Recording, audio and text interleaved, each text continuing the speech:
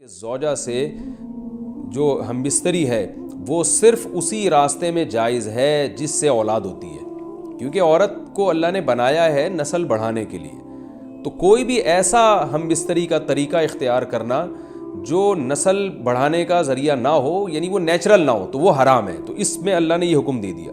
تو اس سے صاف یعنی حدیث سے بھی پتہ چلتا ہے اور تمام فقہاء کا اجماع بھی ہے اس آیت کی روشنی میں کہ مسئلہ تھوڑا حیا کے خلاف ہے، لیکن میرا خیال ہے بتانا ضروری ہے کہ پچھلے راستے سے عورت سے ہم بستری کرنا بالکل حرام ہے، ناجائز ہے. اور نبی صلی اللہ علیہ وسلم کی اس پہ بہت شدید لعنت ہے، بہت شدید وعید ہے. تو یہ بالکل اللیگل ہے اسلام میں کہ عورت کے پچھلے راستے سے اس سے ہم بستری کی جائے. جو لوگ لڑکوں سے بدفعلی کے عادی ہوتے ہیں ان کو یہ ایک چسکا لگ جاتا ہے، تو یہ حرام ہے، ناجائز ہے، کیونکہ اللہ نے بتا دیا کہ یہ تمہارے لیے بمنزلہ کھیت. مفتی طارق مسعود کے بیانات کے لیے طارق مسعود آفیشیل کو سبسکرائب کریں. طارق مسعود آفیشیل.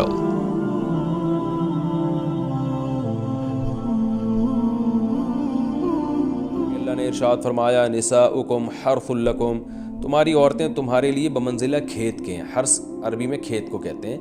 تو بمنزلہ کھیت کے ہیں. جیسے بیج ڈالا جاتا ہے کھیت میں اور اس سے پیداوار بڑھتی ہے، تو عورت کی جو ایک حیثیت ہے، نیچر نے جو اس کی ایک حیثیت متعین کی ہے، وہ بھی ایک نسل بڑھانے کا ذریعہ ہے، جس میں مرد کا جو اسپم ہے وہ بطور بیج کے ہے اور جو اولاد ہے وہ ایک پیداوار کی طرح ہے. تو اللہ نے یہ یاد رکھیں، اس آیت کو بہت سارے غیر مسلموں نے عورت کے خلاف بہت نیگیٹیوٹی پھیلائی ہے کہ دیکھو اسلام عورت کی توہین کرتا ہے، اس کو کھیتی سے تعبیر کرتا ہے. تو کچھ لفظ کسی اور زبان میں جب وہ جاتے ہیں تو وہ توہین کا معنی دیتے ہیں. عربی میں جو حرث کا معنی ہے یہ تعظیم کے لیے ہے، توہین کے لیے نہیں ہے. اردو میں جو کھیتی کا معنی ہے وہ توہین کے لیے استعمال ہوتا ہے. کھیتی یعنی جو پاؤں میں روندی ڈالنے والی، اور زمین جو ہے پاؤں میں گویا روندی، اس کو روندا جا رہا ہے. تو اس لیے اس کا اردو میں بالکل اسی طرح جو لوگ ترجمہ کر دیتے ہیں کہ عورتیں تمہاری کھیتیاں ہیں، تو یہ ترجمہ میرا خیال ہے اس لیے درست نہیں ہے کہ اردو میں اس کا مفہوم ہی چینج ہو جاتا ہے. یعنی گویا ایک عزت کے لیے جو لفظ اللہ نے استعمال کیا وہ ذلت کا ذریعہ بن جاتا ہے. تو اس لیے کسی بھی زبان میں جب ہم کسی بھی لفظ کا ترجمہ کرتے ہیں تو اس زبان کے ہمیں محاوروں کو دیکھنا چاہیے کہ اس زبان میں یہ لفظ کس معنی میں استعمال ہو رہا ہے. مثال کے طور پر ہو سکتا ہے کتا کا لفظ کسی زبان میں وفاداری کے لیے استعمال ہوتا ہو، کسی کو لوگ ڈاگ کہتے ہوں تو اس کا مقصد ہوتا ہے وفادار انسان ہے، لیکن ہمارے ہاں اردو میں گالی ہے وہ. اور آپ بولیں کہ بھئی وہ فلاں قوم ڈاگ کہتی ہے تو ہم کتا کہیں گے، تو آپ جب اس کا ترجمہ اردو میں کریں گے تو کتے سے نہیں کر سکتے. تو اسی طرح یہ عربی کا جو لفظ ہے اس میں بھی یہ چیز غور یعنی ملحوظ رہنی چاہیے. تو اس لیے اس کا ترجمہ کیا جائے گا تمہاری عورتیں تمہارے لیے پیداوار بڑھانے کا ذریعہ ہیں، نسل بڑھانے کا ذریعہ ہیں. فاتوا حرثکم، تم اپنے اس نسل بڑھانے کے ذریعے کے پاس آؤ، انا شئتم، جیسے چاہو، وقدموا لانفسکم، اور اپنے نفسوں کے لیے آگے بھیجو. یعنی اولاد کی نیت سے آیا کرو زوجہ کے پاس اور آخرت کے لیے انتظام کرو، یعنی اولاد پیدا کر کے جو تاکہ دنیا اور آخرت میں تمہارے لیے، فیوچر میں تمہارے لیے کام آئے. دنیا بھی داخل ہے، آخرت بھی داخل ہے. تو اس آیت کا بھی ایک شان نزول ہے کہ صحابہ کرام تو چونکہ جو خواتین تھیں مکہ میں صدیوں سے وہ لوگ آباد تھے، ان کے سفر خاص طور پہ عورتوں کے سفر بہت ہی کم ہوا کرتے تھے. تو جب ہجرت ہوئی ہے اور جو ہجرت کر کے بہت ساری صحابیات مدینہ آئی ہیں، تو مدینہ میں ان کے نکاح دوسری قوموں میں ہوئے، پھر انصار صحابہ سے بھی ہوئے. تو چونکہ تقویٰ تھا ان خواتین میں، للہیت تھی، تو بعض جگہ ایسے واقعات ہوئے کہ میاں بیوی کے جو آپس کا ریلیشن ہوتا ہے، ظاہر ہے وہ ہر قوم میں اور ہر شخص کا مزاج دوسرے سے مختلف ہوتا ہے. تو بعض مردوں نے اس طرح سے اپنی زوجات کے ساتھ ہم بستری کی کہ ان خواتین کو پھر اشکال ہوا کہ پتہ نہیں اس طرح سے ہم بستری کرنا جائز بھی ہے یا نہیں ہے. تو انہوں نے نبی صلی اللہ علیہ وسلم سے یہ مسئلہ پوچھا کہ یا رسول اللہ، ہمارے شوہر ہمارے پاس اس طرح سے آتے ہیں تو کیا یہ جائز ہے یا نہیں. تو ان کے سوال کو بھی مبہم رکھا گیا اور قرآن نے اس کے جواب کو بھی کنایتاً بیان کیا، کیونکہ مسئلہ بظاہر حیا کے خلاف ہے.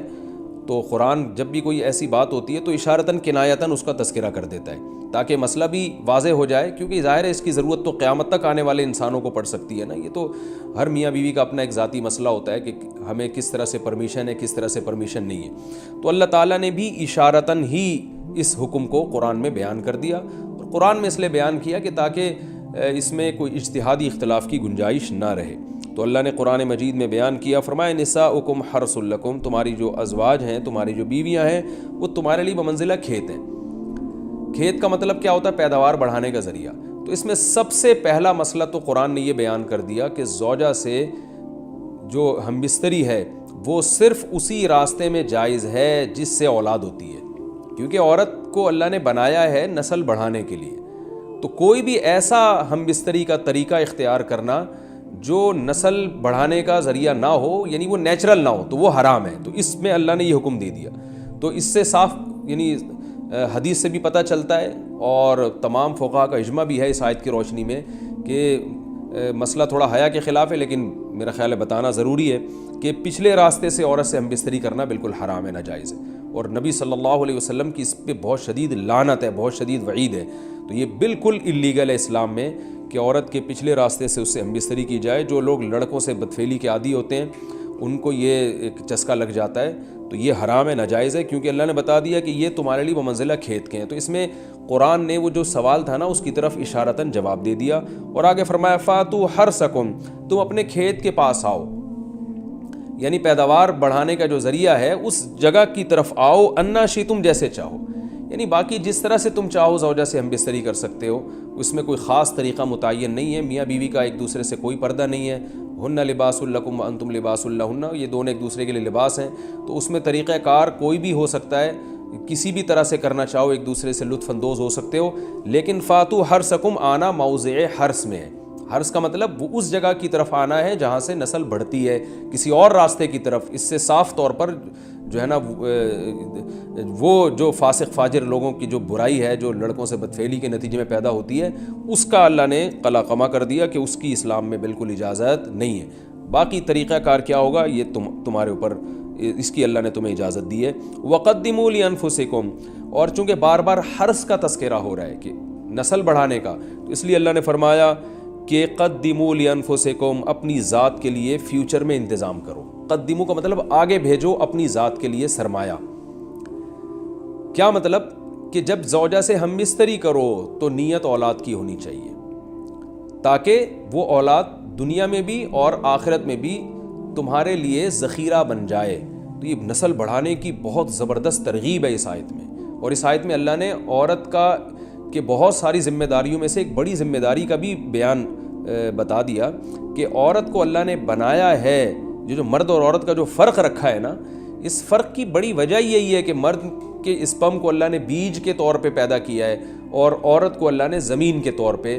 تو بیج اور زمین کے ملاپ کا بنیادی مقصد ہی نسل بڑھانا، پیداوار بڑھانا ہوتا ہے، نہ یہ کہ نسل روکنا۔ آج فیملی پلاننگ والوں نے اس آیت کی دھجیاں اڑا دی ہیں، اور جو پوری دنیا میں ایک بیہودہ قسم کی تحریک چل رہی ہے، یہ آیت بالکل اس کی نفی کر رہی ہے۔ اس لیے اللہ نے فرمایا اچھا، اللہ نے اس کا بھی جواب دے دیا کہ جو فیملی پلاننگ والے کہتے ہیں نا نسل بڑھنے سے تمہارا نقصان ہوگا، خرچے بڑھ جائیں گے، تو اللہ فرماتا ہے قدموا لانفسکم، تمہارا فیوچر بن جائے گا، سنور جائے گا، کیونکہ اولاد پہ اتنی انویسٹمنٹ نہیں ہوتی جتنا اس کا آؤٹ پٹ ہوتا ہے۔ ان پٹ کم ہے، آؤٹ پٹ زیادہ ہے، انویسٹمنٹ کم ہے، اس کے جو پروفٹ ہے وہ زیادہ ہے، دنیا میں بھی اور آخرت میں بھی۔ تو اللہ نے فرمایا اپنے نفس کے لیے، فیوچر کے لیے انتظام کرو، بڑھاپے کے لیے انتظام کرو۔ تمہارے بیٹے ہوں گے، بیٹیاں ہوں گی، پوتے ہوں گے، نواسے ہوں گے، بہویں ہوں گی، یہ دنیا کا مستقبل اور آخرت کا مستقبل کیا ہے۔ جو عبداللہ بن عمر رضی اللہ تعالیٰ عنہ نے جب نکاح کا ارادہ ترک کیا تو آپ کی جو ہمشیرہ تھی حضرت حفصہ، انہوں نے فرمایا کہ نکاح کرو، تمہارے اولاد ہوگی، دنیا سے جاؤ گے تو تمہارے لیے دعائیں مانگے گی، تو یہ آخرت کے لیے ذخیرہ ہے۔ تو اس لیے اللہ نے فرمایا کہ آخرت کے لیے ذخیرہ کرو، واتقوا اللہ، اور اللہ سے ڈرو، واعلموا انکم ملاقوہ، اور جان لو کہ تم نے ایک دن اللہ سے ملاقات کرنی ہے۔ تو جتنے حکام اللہ نے تمہیں اس آیت میں دیے ہیں ان تمام حکام کو تم نے فالو کرنا ہے۔ وبشر المومنین، اور ایمان والوں کو خوشخبری سنا دیں۔